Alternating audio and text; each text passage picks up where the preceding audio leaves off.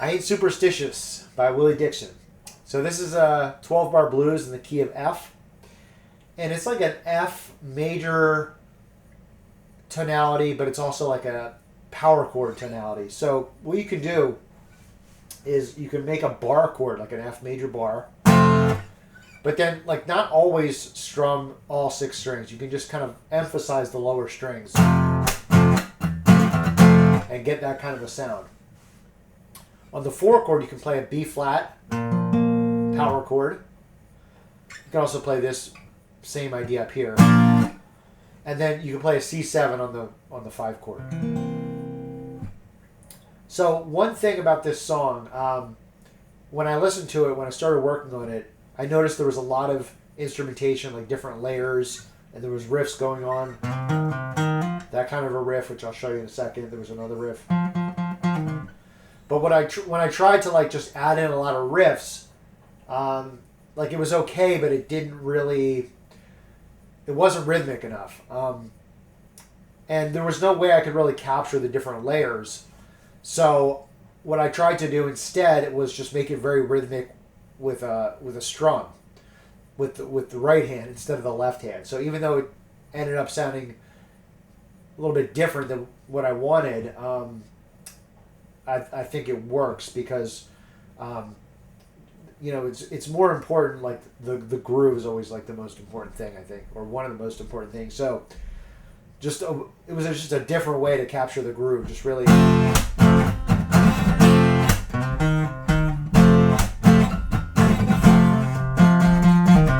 That kind of thing, just really focus on the right hand. So the basic idea, the basic rhythm could be something like this, like. So like 1, you can count it like, let's say 1, 2, 3, 4, 1. You bump on the 2, so 1,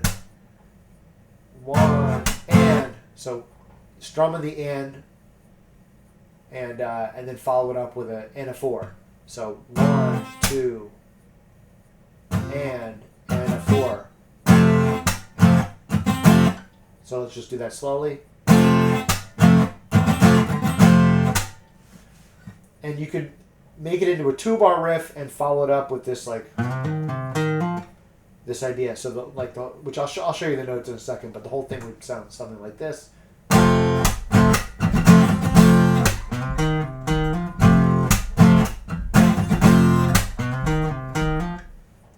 That's the main idea. So this is just like 3rd fret on the A string, 1st fret on the D string, and you do that twice. And then 3rd fret on the D string. And you can also slide into this, by the way. Like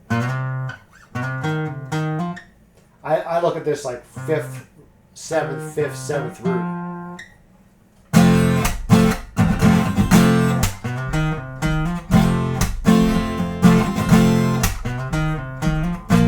My 4 chord, there's that B flat power chord.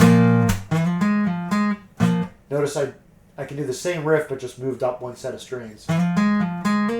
Or variations, like just, instead of this, I can just play. But again, it's more about the right hand, I think. Okay. Then on the C7, you can do this kind of thing where it's pick the root, pluck with the middle and ring finger on the top 2 strings of the C7, and then pluck the next string, which is the 3rd degree. And you follow that up with a lick. Something like that. This is like right out of the F pentatonic. But just something like that. But you could do a different lick.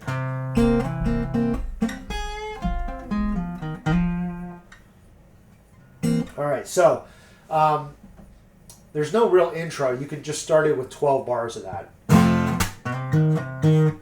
Let's see.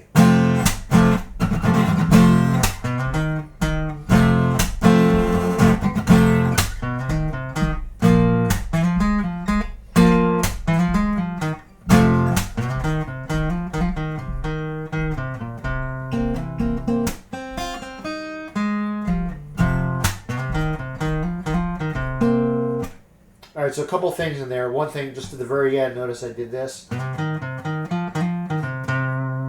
This, and you can go right into a C chord. Another thing is on the B flat.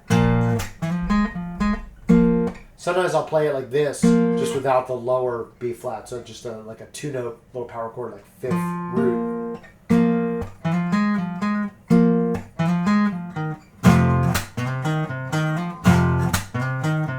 Once again.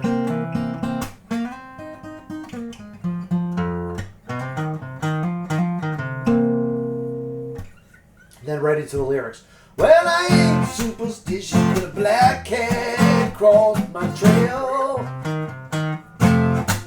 Well, I ain't superstitious, but a black cat crossed my trail.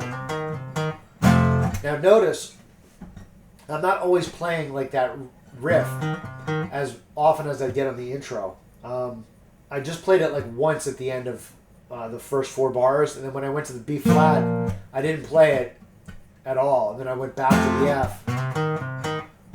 So, you know, one thing I've learned with blues is, like, you know, when we think of these great guitarists that are singing and playing, it's a little bit of an illusion. They're not always playing and singing at the same time. A lot of the times they're playing in between the vocals. So don't go crazy trying to play this riff too much. Just, you know, fit it in between. All right, now for the solo, it's just a typical 12-bar blues, so you can try different things. One cool idea is just when you have a riff for a song like, you know, this, you can use that to make longer riffs in a solo.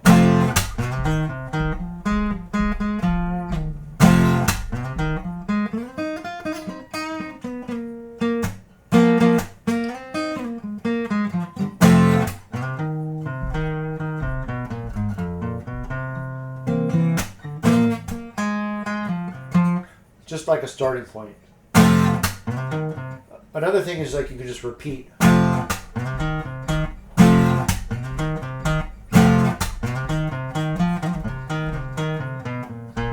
Something like that. Another thing you can do is maybe start in this position, like for the first chorus.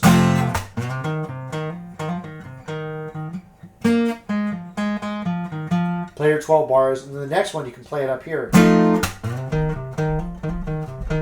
So it's like this idea, but down a set of strings and up the neck. You could also throw in like 7 chords, you know, dominant 7, even though we said it's a power chord or major chord sound. When you get to the solo, you can always change it up and throw in power chords. I mean, you can throw in 7 chords. All right, so I think that about covers the basics. Let me know if you have any questions and have fun with it.